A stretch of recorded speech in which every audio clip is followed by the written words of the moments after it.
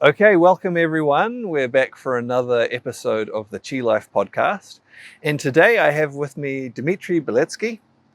He is a mental health therapist and the founder of the Balanced Existence Method. I've known Dmitri for a few months now, got to know him a little bit, and I've been along to one of the sessions that he runs with some of the things from his Balanced Existence Method to help people to get into routines with that. And yeah, I think this will be an interesting discussion that we can have about Dimitri's background and about what the Balanced Existence Method is and how that works and how that can help people. So Dmitri, maybe we can start by, if you can just tell us a little bit about yourself, maybe where you're from, your professional background, and you know what has inspired you to come up with the Balanced Existence Method. Awesome. Yeah. Thank you, John, for this wonderful introduction. So, hello all. As you can hear from my accent, is originally not New Zealand accent, and so that means I'm coming from different country, and this country is Ukraine, my beloved Ukraine country, and I born over there, and then kind of I moved with my parents to other country. But something that I noticed about existence, that I just came to this world, like I was just a newborn. I noticed that I'm receiving different information from my environment, which the first, of course, it was my parents. And they're trying to teach me how this world actually kind of operates and how and what you need to do. So I remember when I was kind of 3 years old, my mom tried to feed me the food that I didn't really want to eat, so I didn't really like.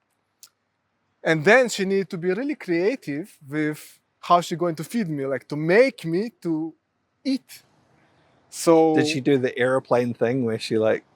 that didn't work. All the normal things really didn't work. So she needed to be really creative. She needed to work really hard. So because we had like a really small dog, his name was Jerick, she invented a story called how Jerick transformed to be a dog. Oh. Yeah, so she told me, if I won't eat this food, I'll become a dog. Okay. And that's something that I bought into that reality, that if I won't eat, I will become a dog. So while I was eating, she was telling me that Jerick was a young kid and he didn't listen to his parents. I didn't eat his food. And then slowly it became transforming to a dog. And like first the tail come up, and then it became, instead of talking, it was barking, guff, guff.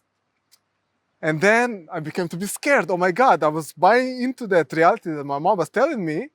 And then just not to become and transform a dog, I was eating that food. That is a very creative story. Yes. It sounds like something that someone should make a story, like a children's storybook from, maybe one day. Yeah, and you can imagine for a kid, like, that they don't want to be a dog. So yeah, so I was eating. So then I kind of noticing that I was, this is how reality was put on me, and I kind of was buying into that. And then when we moved to Israel when I was 6, so I came into completely new reality of different language, different culture, different, like everything that I was kind of received from my environment suddenly changed. And then a new country, new behavior, new whatever. And then I needed to learn new language and to adapt to a new place. And then when I went to school, another kind of statement that I received in the first grade from other children in school: oh, Dmitri, you need to hit other people, other kids, in order to be accepted. Why you don't hit anyone? I said, oh, it doesn't make sense to me. Why would I hurt anyone? And I was kind of looked as the odd person. Oh, all the boys are fighting. Why you not doing like everybody else are doing? So for me, it just didn't make sense. And always, like since young age, I was very kind of skeptical and critical of what other people told me and how I should behave and what's supposed to be done, you know. And to continue on, I was kind of growing up in Israel, and when I was growing and growing and growing, so more and more and more kind of examples like that kind of put up on me. The teacher said, oh, in order to be successful, you must have a good grades, you must attend school regularly, you must do your homework. That's another kind of layer of reality that, of course, as a kid, you know, you just taking in. You're not creating yourself, you're taking in, because this is all what you know. And that's what I was receiving. So I needed to behave like this in school. I need to have a good grades. At home, you know, because my parents are born in the Soviet Union, SSSR, they have this rule that the parents are always right. So that means if parents always right and I do something wrong, so it means I'm the one who is always, doesn't matter what happened, I'm wrong. Right. And it's another kind of layer of reality that was put on me, and you can imagine it's hurtful. How can you be always the one who is doing wrong things? Mm-hmm. Imagine how my confidence, how low it was. Yeah. You know, the parents always right and parents never apologize. Yeah, so that's how I was kind of growing, and I was becoming like a kid that don't like himself, see himself as ugly, not fit to the group. And also I was kind of growing quite quickly. So in the 6th grade, my height was 1.70 centimeters. That is quite tall, you know? And I was afraid that I was going to become one of the giants in the Guinness Book. Which I really didn't want to be there. I was so scared. And then my mom telling me, oh, being tall is really, really good. But why I don't feel that it's really good? Why I feel ashamed of it? That's what I was feeling. That was kind of my reality and my feelings and my emotions, and I didn't know how to cope with them. So my escape was computer games. I was lucky to have my computer that my parents bought me, and there I was confident. There I was good at my computer games, whatever game it was, if it was racing, it was shooting, if it was like a role playing, I was confident there because I was growing some different character and I was growing that, and there I was dominant and I had a team and also I had my friends online. It was awesome. Nobody judged me, nobody told me I'm wrong, nobody told me that you need to behave in this way, that way. I was declaring the rules, I dictating the rules. It was amazing. And that was kind of what kept me sane. But when kind of growing up even more and going to high school, I was kind of understanding, well, I can't hide only in computer games, you know. I think I'll need to face the real world soon, and then I need to kind of function well and be confident. And actually I wanted a girlfriend and I wanted to have like good friends, and the computer world wasn't balanced enough. You know, like you can have some fun, but in order to have balance in our life, and this is one of the reasons I created Balance Existing Method, that everything is actually, we need balance in everything. So you can hide in your computer game, but wait a second, where is your real world? So I thought, oh, I need to balance that. And then I began to learn all the psychology books and learned about NLP and about how mind works and why I feel the feelings I feel. And back then, when I was 15, I noticed a lot of kids and teenagers going and using drugs and smoking. And actually, I tried once or twice drinking, tried smoking, but oh, yuck, that felt bad and tasted bad. I prefer to drink orange juice. And I noticed that everybody doing that and told me, listen, if you want to be accepted, you must do that. And I was kind of, again, similar to, well, like in the 1st grade, like you need to hit everyone, you must drink, you know, like same kind of imposition of reality. that you need to drink in order to be accepted didn't make sense to me. I didn't accept that. And then I didn't drink, but that caused me in look weird in the social circles, and then caused me some, socially not to be the most accepted because, oh, you're not drinking or smoking or not doing what everybody else doing. But I was feeling good, like I saw everybody with headaches and feeling bad. I was just enjoying being myself and being kind of natural. I didn't know what's wrong with that. And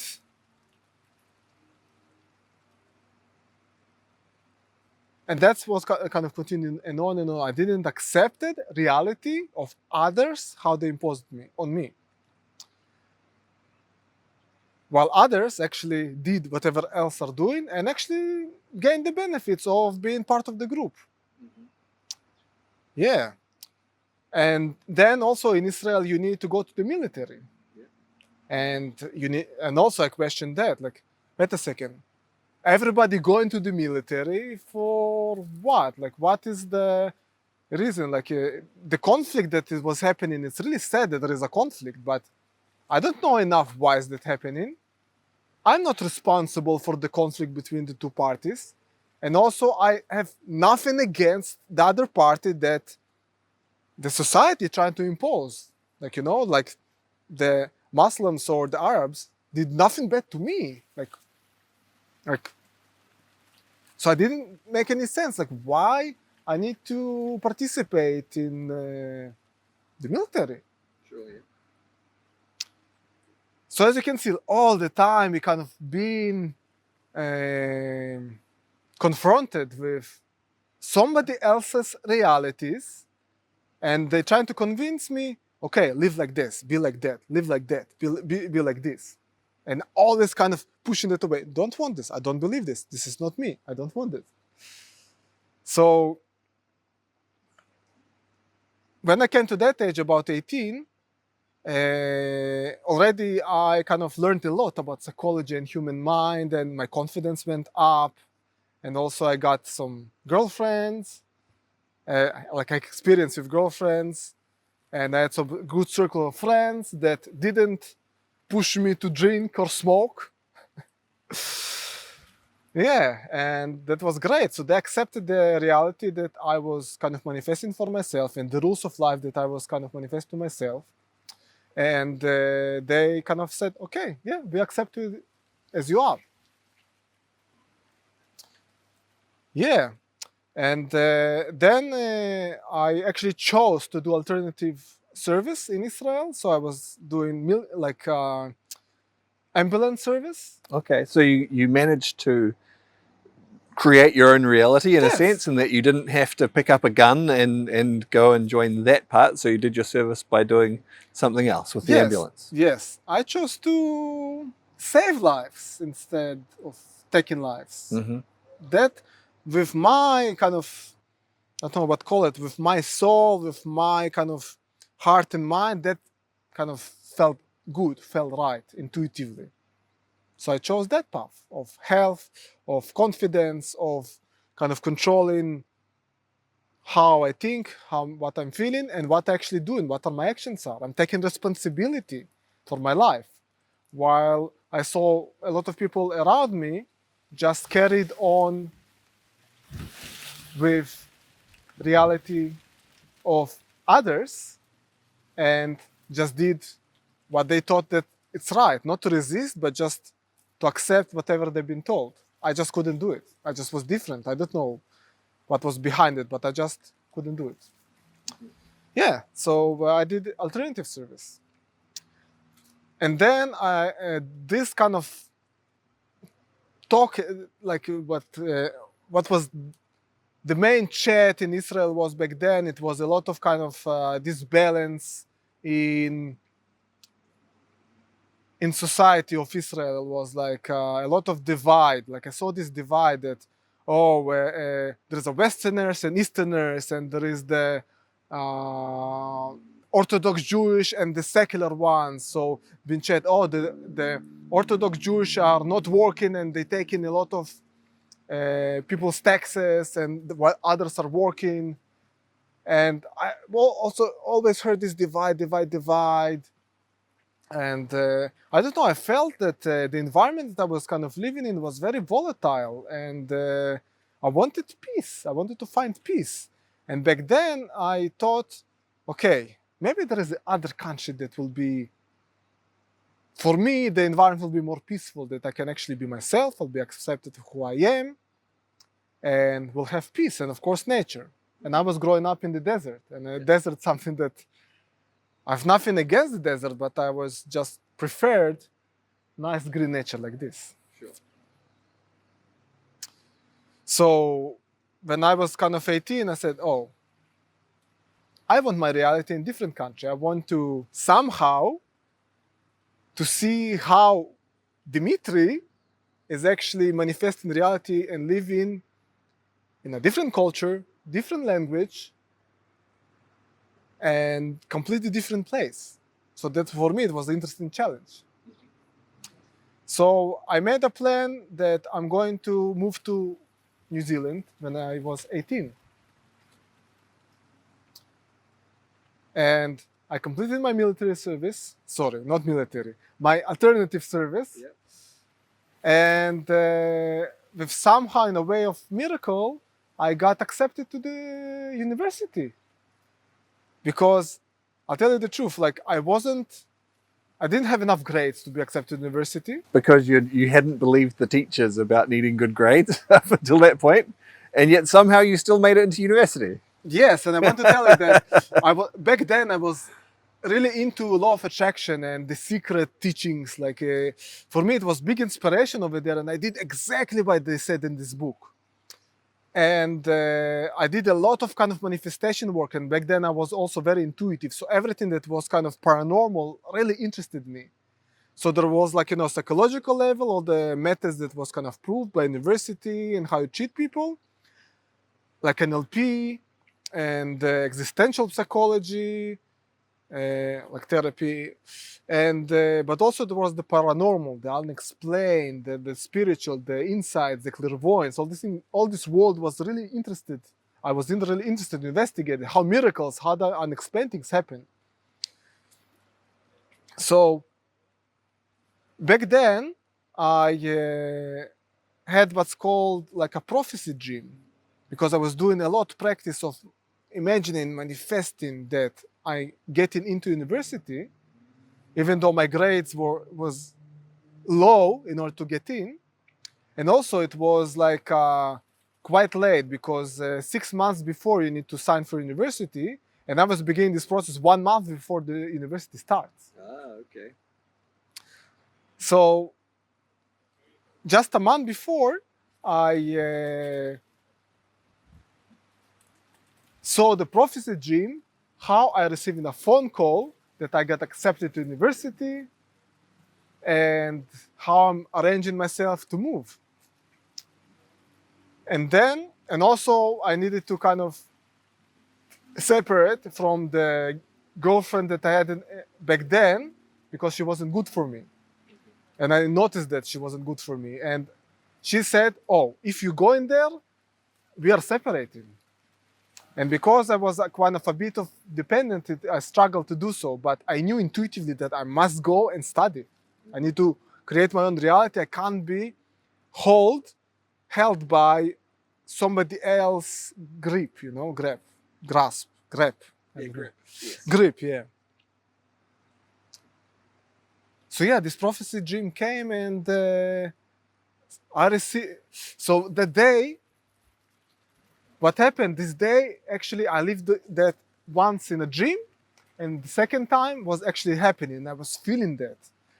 And I received the phone call, Dmitri, listen, you are accepted to the social work program, and you're going to start that in October. We are really happy for you.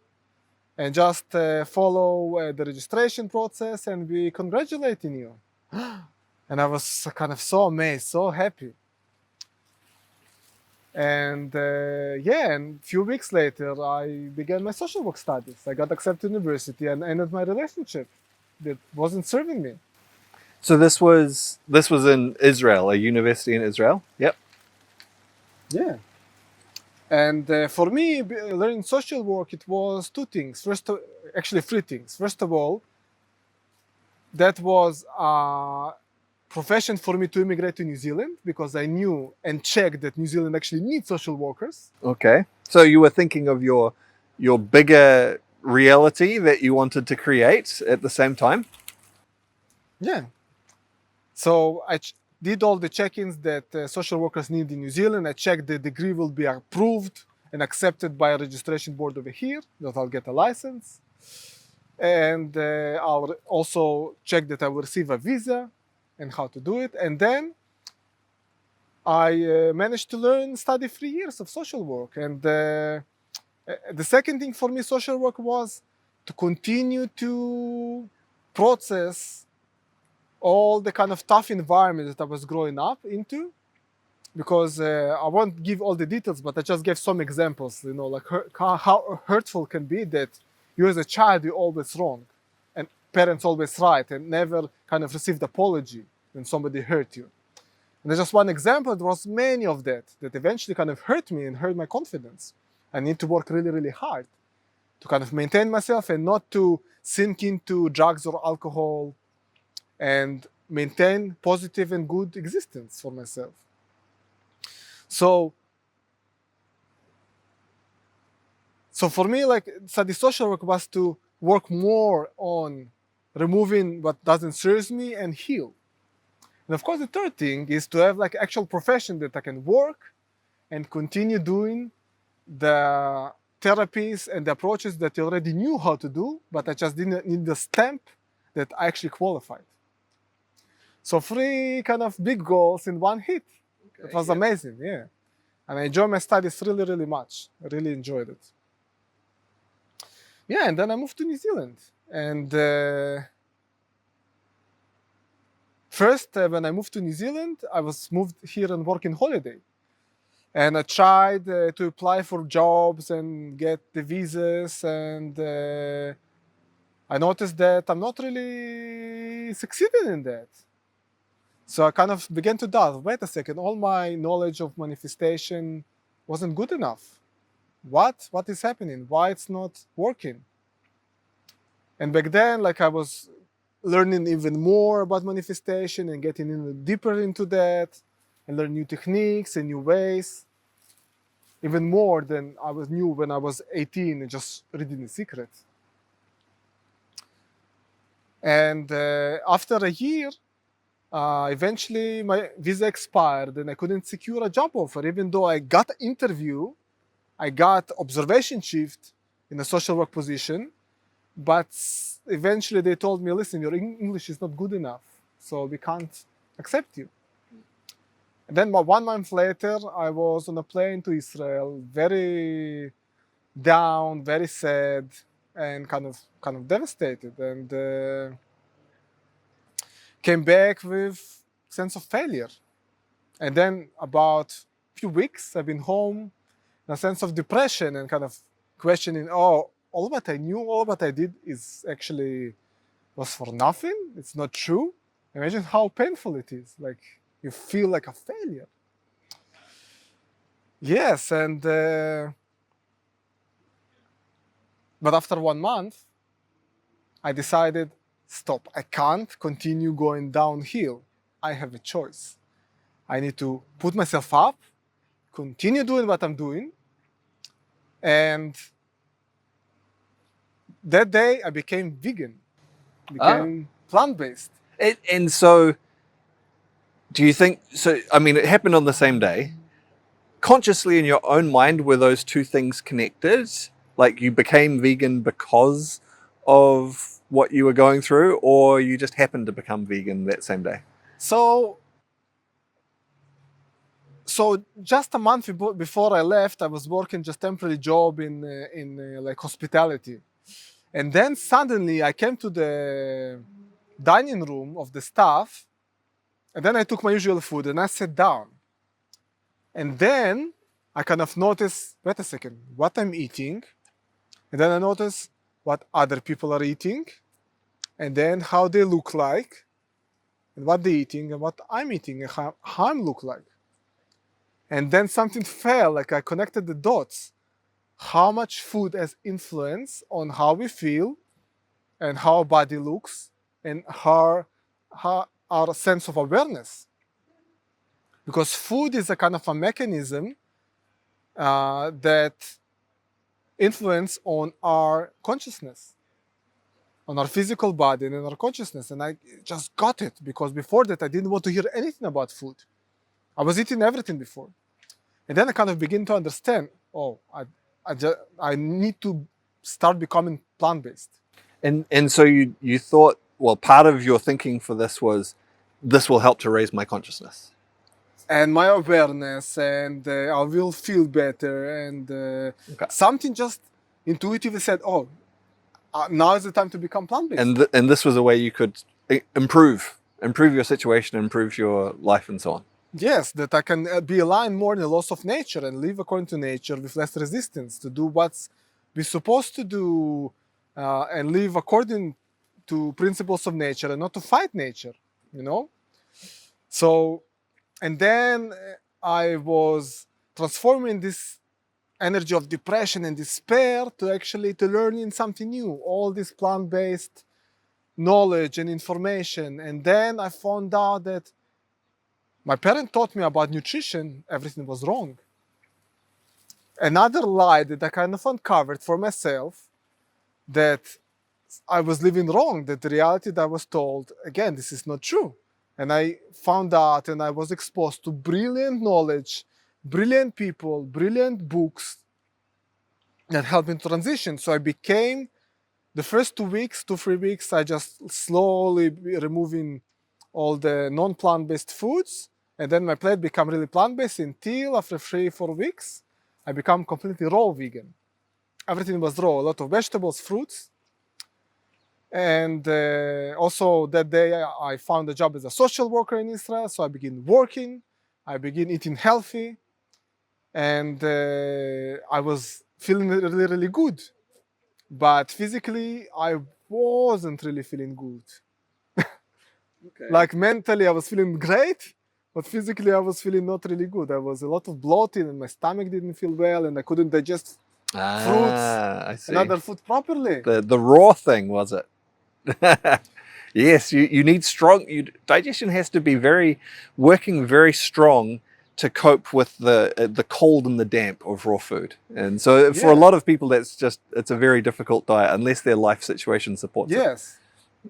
But I was confident that I was able to transition. I'm strong enough to transition. And of course, I not recommend everybody to do what I did, but this is what I did. I knew that I'll cope with that, and it took me 3 months not have bloating from banana. Oh, wow. I was eating regularly, almost daily bananas, always had bloating. So uncomfortable. After 3 months, my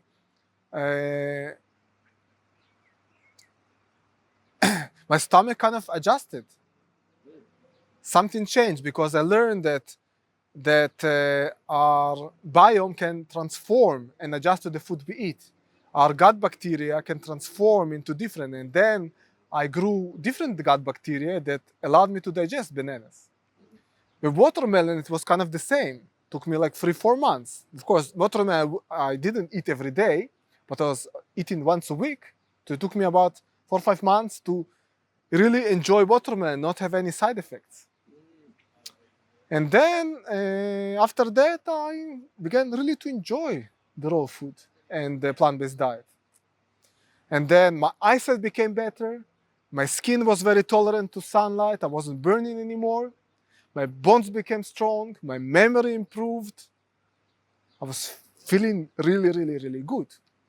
And that was many years after I was eating everything. And after I went through this hard period, which actually was really hard, I began really to enjoy food. But the first month was, I wasn't feeling good. So yeah, so that was my focus. I was focusing on learning nutrition, working in my social work job. It was in mental health. And building plan B to get to New Zealand. So you didn't give up? No, of course, that's possible. Okay, so first attempt didn't work. Okay, so there is second attempt. I still creating my reality. There's nothing that will kind of stop me from being here, of course. So I get my confidence again, continue my practices, and completely knew 100% that I already back then told myself, I'm a permanent resident of New Zealand. It's a fact. That's my declaration to the universe. I'm a permanent resident of New Zealand. It's a fact. So I built another plan by myself to study addiction here in New Zealand. So I'm going to become a student. And back then the circumstances was that I'll need to save about $20,000 to pay for the New Zealand diploma in addictions. I'll gain another profession as addiction counselor, and will receive student visa, then work visa for 1 year that allow me to find work. And then if I'll find this work, I can become permanent. So that was kind of my pathway. So I worked in 3 jobs in Israel, 6-7 days a week most of the time. I didn't see anything else. I was just focusing on immigrating here. And back then I was in a relationship, and the relationship that I've been to also, it wasn't really supportive into immigration, because my main goal was immigration. And even though I wanted to be in that relationship, but it wasn't serving my goal, my purpose of immigrating here. So eventually that relationship also broke down, as if you are focused on something, you're doing whatever necessary to succeed in your goal. And that was my complete focus. Everything what I was doing is to succeed in immigration. And then after a year and a half, I saved enough money, accepted to college over here, and studied addiction here in New Zealand. And for me, it was like magic. I couldn't believe that I'm here again. I'm manifesting my reality. And from then,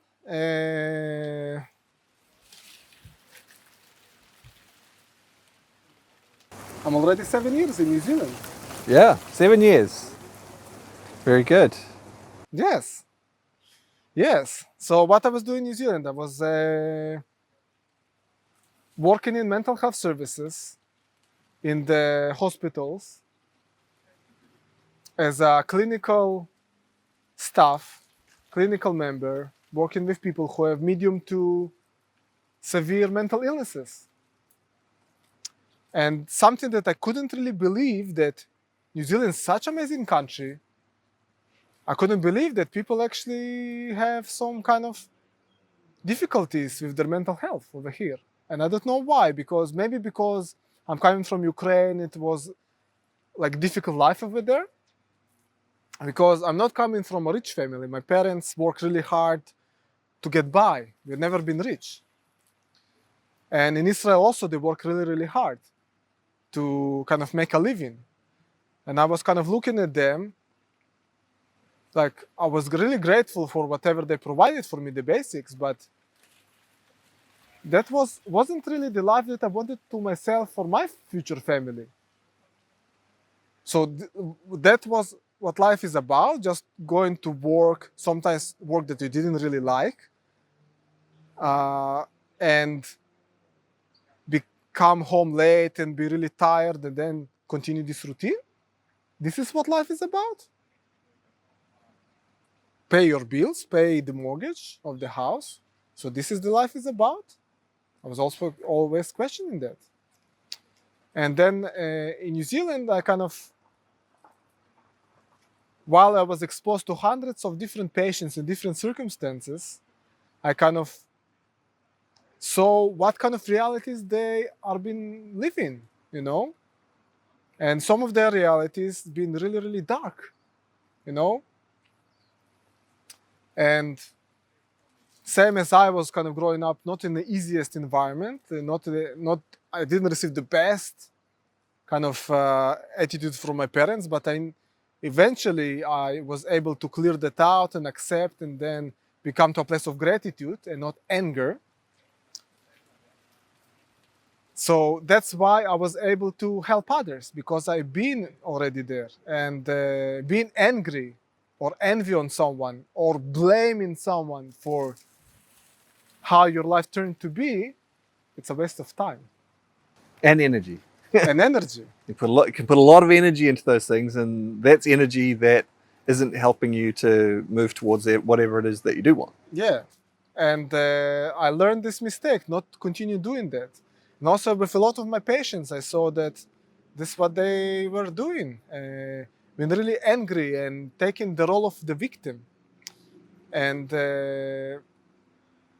that wasn't serving them. They were manifesting again and again the same reality that, oh, I'm the victim, my parents treated me really badly, and my life screwed for life. I couldn't change, couldn't do anything. And then they're just doing things that even make their situation even worse, like crime, drugs, and to influence on their existence was a bit difficult, and depends how far away are they kind of deeply in this game, into this kind of specific reality of dysfunction. And then after many years also I noticed that when I was hearing a lot of dark stories like this, it also shaped a little bit my reality of how I see things. Because eventually the information received, it's eventually what kind of shapes your perception. And if most of the time you receive information when things are bad, things are difficult, and negative kind of perception of others, somehow it gets stuck in yours as well. And then you need to counter it with positive work, positive vibes, positive self-talk. And that was the difficult part of being a therapist, that I found to work with people who have medium to severe mental illness. Of course, I was enjoying it, that I can improve life of others, but then I become also aware how it influenced my perception. Right. Yeah. So it sounds like all of this, all of your background growing up and your experience finding your way to New Zealand and then working with different people in the field of mental health is what has shaped you or given you the idea to come up with your balanced existence method. That all of this has sort of come together as a way to help people to proactively shape their reality and their existence rather than passively accept whether that be the stories that they're told from society or family, whether that be just the stories they tell themselves, whether that be the situation that they find themselves, to be able to do things to proactively move towards what they want and create the existence that they want. Is that sort of the thrust of the balanced existence method? That's one of the elements of balanced existence method. But as you can hear, the first word of balanced existence method, it's balance. And I think maybe that ties in a little bit with what you were saying earlier, where like there were these things that you were told when you were young, and so you retreated from that all the way into computer games where you could do whatever you like, but that's not really balanced either. And it's to find a way where you're creating what you want while recognizing the reality of what you have to deal with in life. Yes. So if we compare it to computers, when I was playing computers, later on, let's compare it to the nutrition, that I was really into the nutrition. Oh, I need to be plant-based. And then I also thought, oh, this amazing knowledge I want to share with everyone. And I thought everyone needs to be plant-based. And I was so into that knowledge, and I said, oh, this will change your life and everything. So it means I was neglecting some other parts in my life. I was neglecting some of the relationship with others because I was a bit kind of too much serious about the nutritional part, and I saw people who kind of eating differently, behaving differently. It's not okay. And only now, just the last few years, I understood that that wasn't the way, and I kind of balanced myself to accept that other people's reality also worthwhile. And but just being into nutrition wholly, it's also not a balance, because other than nutrition, other than computer games, there are other things in life, and also other than immigration or there is supposed to be balance. And the balance actually of balanced existence method is about balance between the physical body, which of course includes nutrition, it includes physical exercise, it includes what we are kind of taking into our body, which means like air, water, Sunlight. sunlight, of course, eating vitamin D, yes. It's taken, and also the physical exercise can be broken down to kind of endurance and flexibility. And I'll just give you an example when, for example, it's not balanced. Let's say like a Olympic athlete. Let's say a woman that dedicates 10 hours a day for exercising, like, you know, like some jumping sports in the Olympics. So she exercising regularly, about 9 to 10 hours each day. She will be really, really good, get probably really good results in her sports field. But it comes in a price of neglecting relationships, neglecting knowledge in other fields, neglecting maybe spirituality. But the thing is, if a person consciously interfering with balance and kind of choosing not to balance their life and want to dedicate more into like Olympics and sports, that's completely fine. Same as I was consciously dedicating my time into computers, or I dedicated time to nutrition. I was doing it consciously. I wanted to focus more in that field, and I was neglecting others. Or focusing on immigration, and I was neglecting maybe some relationship part, because I couldn't. I couldn't, for example, stay with a partner that wanted to stay in Israel, and she wasn't really keen to work towards immigration. And that's fine to have this conscious focus, as long as you know, okay, I'm going to rebalance it as soon as I achieve that. It's like in a certain time frame. So that's the physical part. And then also the balanced existence method talks about the psychological part, because we need to remember that our brain is a biological computer. We can reprogram, we can add the thoughts and the beliefs that we really kind of want to influence on our existence. And we need to work on recognizing, being aware of what is not serving us. For example, if I was keeping the programming that I received from my parents that, oh, the parents always right, and I was continuing living like this, it wouldn't probably influence my life on the better. Or, for example, if I accepted the reality of that little girl that told me, oh, you need to hit all the boys around. Just, nah. So that's kind of this sense of awareness. It's part of the psychological part. You need to kind of question.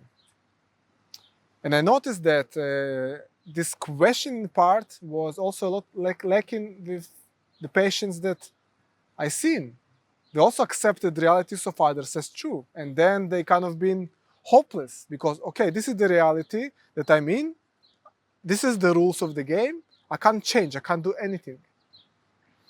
So what is the easiest way to escape reality? Drugs and alcohol. Yes, exactly. Go to the store and let's just drink it out. Boy, a lot of people, unfortunately, seem to use that as their escape, right? And waste a lot of their lives that way, I think. We won't discuss how harmful alcohol and drugs are.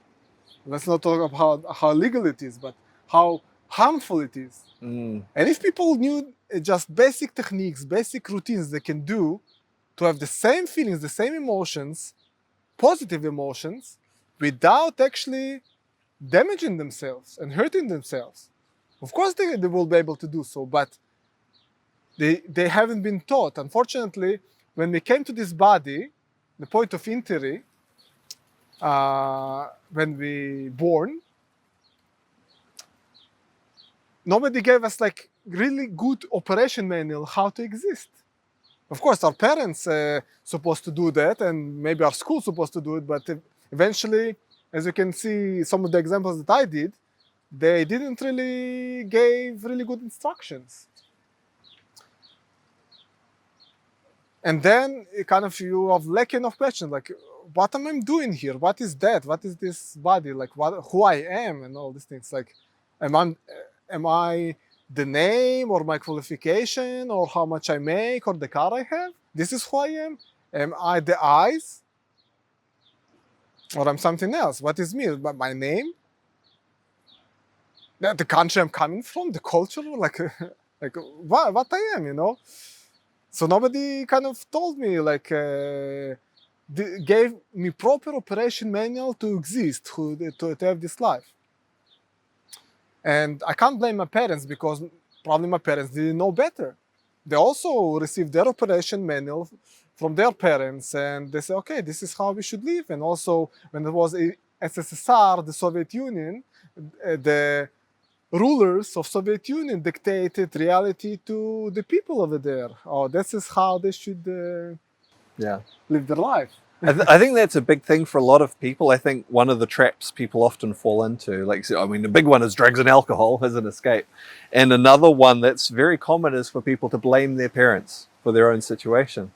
And maybe that's true in some situations. I think the reality is most of the time, as you're saying, most of the time, people's parents did the best that they could with what they knew, with what their situation. They did the best they could. And most often they managed to at least make a bit of progress, you know, and make things a bit better.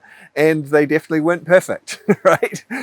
And so hopefully as individuals, you know, we need to, if we want to make the most of our life, we need to be able to accept that they did the best that they could, that they weren't perfect, and then focus on, yes, maybe making more progress ourselves in our lives, realizing we're not going to be perfect either, but maybe we can do some things a little bit better. We can understand some things maybe a bit better than they did and make a bit more forward progress.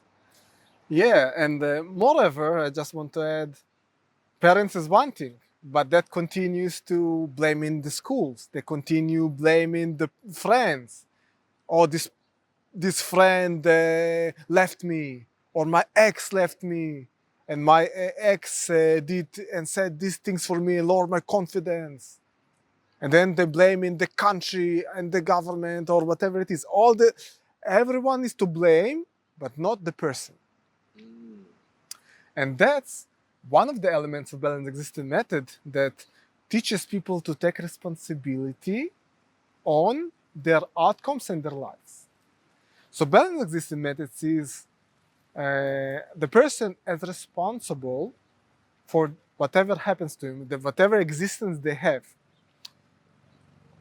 So when we are children, when we came to this body and we beginning to grow up, I can say we less in control of our reality because we just receive information from our parents, from the environment, and this is what it is.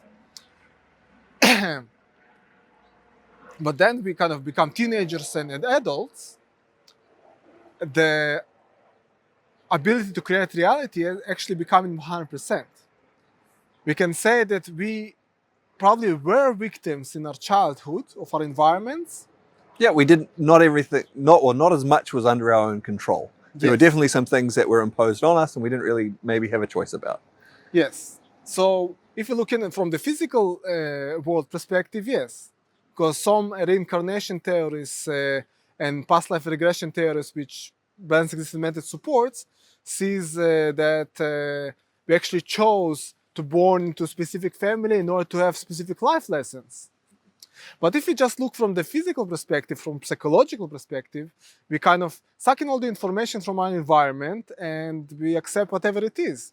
But then later on, when we interacting with others and see that people living in different realities and their parents kind of treated them differently, or especially when you move to other country like New Zealand and see people living differently, and that's what I saw, that the lifestyle is a bit chill and slower and people have work-life balance. And then I opened my eyes like, oh, awesome, that I can live differently. They live in different reality. This is kind of more like it, not the reality that I was there to kind of grow conflict, to participate in conflict. I don't want conflict. I want to be in peace. Anyway, so when we are 18, we have 100% control of the outcomes and the reality we are manifesting, but we need to do some work. We need to remove all the shells, remove the programming and recognize it when not serving us in order to recognize what reality we want to create. Maybe people not aware of it, but they still 100% responsible on the outcomes and the reality they will create as an adults and forward. But of course, not while they are children, because some got lucky, or even not lucky. Maybe some people chose to born into really good positive families and then they received really good treat and psychological growth, and then their life flew easily, while others not really. But everybody comes to the adulthood with option to create and manifest their reality, and that's the group that I'm mostly focusing on. Adults. So that doesn't mean that I can't work with a teenager of age of 15. I can, if he is adult enough and he understands that, oh, now it's time for me to take control of my reality and manifest. Because that's kind of when I was beginning to study about the law of attraction and all those principles of quantum physics and what is actually happening around us. So I believe I can work with people like this, but of course I can't do balanced existence method with children. That's not the focus. Or maybe I can, but I didn't really thought about how to do it, because most of my experience in mental health actually was with teenagers and above. And if we are thinking about people who more adult, like the age of 70 and 80, I definitely can work with them as well. Even though a lot of people in this group sometimes says, oh, this is too late for me. And it's one of the limiting beliefs that it's too late, I'm already too old. But that's just a basic psychological level that balanced existence method can actually help people with. Okay, so there's some pretty big themes here. Healthy body, healthy mind, taking responsibility for yourself, creating good feelings and emotions that you can then bring to your perception of the world, removing or clearing out ideas, beliefs that don't serve you. On the psychological level, yeah. And proactively working towards creating the type of existence that you want. Those are like, there's a lot of big themes there, and all of this is part of balanced existence method. Yes. So what are the key parts of what people do in the balanced existence method? What are the key things that go towards these aims? So I just want to add another part, that's also the spiritual part. Okay, sure. There is a spiritual part of balanced existence method, because we can't only live on the physical part and the psychological part, but neglect there is something beyond us, bigger purpose, and the spiritual part of it. So balanced existence method also works with the spiritual aspect of existence. Okay. That basically we are not this body, we have just self-awareness that sit and operates this body and just observe whatever we have. So this is the kind of the highest form of balanced existence method, how to look at things after we removed all the programming. So regards the themes, what people should focus in and doing, it's actually, first of all, being aware of all that, and people kind of need to work through in their lives holistically, because that's what people do anyway. And they can't neglect this kind of basic needs of our body in the level of physical, psychological, and the spiritual. So if we're looking at the physical, we have to have adequate healthy nutrition. If we eat some bad foods, bad food, it means foods that are not aligned with our biology, evolution, and how we are built. It means that our body will develop dysfunctions, disease, and then our mind won't be able to focus because it doesn't have the basic nutrients to function and allow to cells to grow and clear whatever the physical body doesn't need, because our body always clean itself and heal itself. Just need to allow this process to happen. So the person kind of need to know this basic of what is the appropriate nutrition, and also to move, to allow the blood flow to move through the body and clean whatever not the body doesn't need. So that's on the physical level. Challenge the muscles, you know, and drink adequate water and promote good mental function, you know, that all our organs will be clean and functioning. If we kind of treat our body as a garbage bin, what kind of reality we are manifesting? We won't have the energy to manifest reality because we will be focused, our body will be focused on cleaning itself. That's why we need to be clean as possible. And that's one of the reasons I became plant-based, because I found that nutrition is more appropriate to the nature of human beings. And already this is my 8th year being plant-based, and that worked for me amazing. Just amazing. So we've got food and nutrition, we've got exercise. These are some of the things, the tools that people use as some of the basics. And what are some of the other key parts of the balanced existence method? And then we move forward to the psychological part of understanding what is negative beliefs, what doesn't serve us, what is our perception of this world, what are the rules we are living by, who are the people in our environment, what kind of information we received during the day, what we are doing during the day, what are goals, you know? It's like living consciously. And if we kind of can't really think about like what are we doing and what are our beliefs, and we can't recognize it, so we need to understand why, what is interfering with that. So for example, if a person working very hard 10 hours a day and is kind of really focused on reality of someone else, for example, if a person works in a company, that somebody else creates reality of this company and is trying to help the company goals, the company vision, the company manifestation,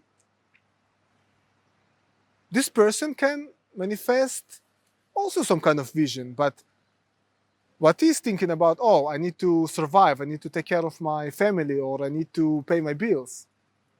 So a lot of the times the person doesn't really think about, wait a second, this is the right way to live, maybe there is a better way to live. So a lot of the time people kind of operate on autopilot. And this autopilot is dangerous, because when people operate on autopilot in their lives, regarding their existence, life passes by really quickly. And then what happens when they kind of, the years passing by quickly and quickly, they get to the age of 80 or 90, and then there was really nice research that been conducted in positive psychology, I don't remember the name of it, that they asked people in their last days of their life in this body, they're about to die, they've been asked, what are the things that you most regret of not kind of doing or doing too much? And most people said, I'm really regretting how much I invested into my career, into my work. And that's an example when people didn't really pay attention to what's really important for them, because they said, oh, actually I would spend more time investing into my relationship. I'm really regretful that I didn't say people I love that I love them enough. So when people are on autopilot and trying to manifest goals of what society imposed on them, they're not really thinking about what their own goals. So this is just an example of the work we need to do like in a psychological level. And I can speak hours and hours and hours about that level, but So we've got the physical level, and then also tools, psychological tools to help people to get out of autopilot and start to be conscious about the life they're living and what they it's want to about do with their lives. perception, it's about relationship, how we treat our partner, you know, like what is the right relationship model, monogamy, polyamory, whatever it is. You know, it's a different reality, different perception that someone else created. So it's kind of understanding every major area in a person's life, how they want to operate, what is okay for them to manifest. So they make conscious choices about it. Exactly. Not to be autopilot, yes. And then you have the spiritual level. Okay. Spiritual level, it's about, again, creating miracles, about the unexplained, that something's happening and we don't know really why. And especially, you know, like a lot of things happening in our world, like what was with the pandemic, and now the war with Russia and Ukraine. A lot of people have no idea what is happening. That's when we go more to the spiritual side of the unknownness. And there are some spiritual elements and explanations on that level why certain things happening. And that's when our kind of physical life is kind of balanced, and our psychological life kind of balanced, and our spiritual life, we kind of begin to sense and see and understand something beyond that we can't really understand our logical mind. Because, you know, in quantum physics, it says that 99.999% of all what is out there, it's empty space, it's nothingness. No, and what we experience is just 0.0001% of whatever it is. And of course, our five senses are also very, very limited in what we can grasp. Even animals can sense and see even more than what we are sensing as people. Like, you know, like birds can see from really far and our eyesight very limited. Or dogs can smell way better than our nose. So our senses are very, very limited. And that's how we actually receive information about this existence. It's very tiny, small part. But when we can use our sixth sense, or what's called extrasensory abilities that also can be developed, we have like bigger grasp over this existence. And that's kind of the next part, the next level after the physical and the psychological is kind of settled. All right, and that so that sums up the different parts: physical, psychological, spiritual. These are the areas that you work on within the balanced existence method. Yeah, and I want to emphasize the balanced existence method. It's a holistic method. I don't differentiate the physical from the psychological and from the spiritual, like different other fields, or just work on the psychological level, and let's neglect that the person not eating well or not exercising. Just work on the mind. No, balanced existence method is about balance in everything. Yeah, so that's with balanced existence method. That's eventually how a person can manifest his reality, balance in all these three major kind of categories. Right, cool. So I've come along to one of the sessions that you run, which is your BEM bites. So it's not the whole balanced existence method, but it's like a little windy there, a little bite of things to do with that. And my understanding is that the idea of those sessions are to help people to develop good habits that will help them to create this balance in their lives. So I've been to one of the sessions, so I know what you do there, but it'd probably be better for you to tell people what you do in the BEM bite sessions. So I created the BEM bites routine just to give some kind of glimpses of these three elements of physical, spiritual, and psychological into 1 hour, into a routine that everyone, doesn't matter what's happening in their existence, what level they are, what's happening in their life, they can do this routine and have major dramatic changes into their lives and their outcomes and raising their awareness. So, of course, you can do the routine in half an hour, but I'm doing it for an hour and a half. The best way is at least hour and a half, but also I'm doing 1 hour, but also it can be done in 1 hour, half an hour as well. That's the minimum. So it's minimum to answer our body needs, our mind needs, and to kind of declare a reality to the universe, what kind of we want to manifest. And all that we are doing in our sessions of BEM Bites, powerful routine for reality manifestation. So we start with meditation, and I guide how to do the meditation in a really simple way. I then doing some physical exercise, and I'm showing some simple exercises that people can do anywhere in any way, that will just pump blood and activate our muscles, that the person will feel good, and it will show the person that you can just pump nice chemicals and feel good. And then we're working on our energetic body and do some, using what's called chakra breath and breathing through all our energy centers, that our energy of the universe will flow really well through us.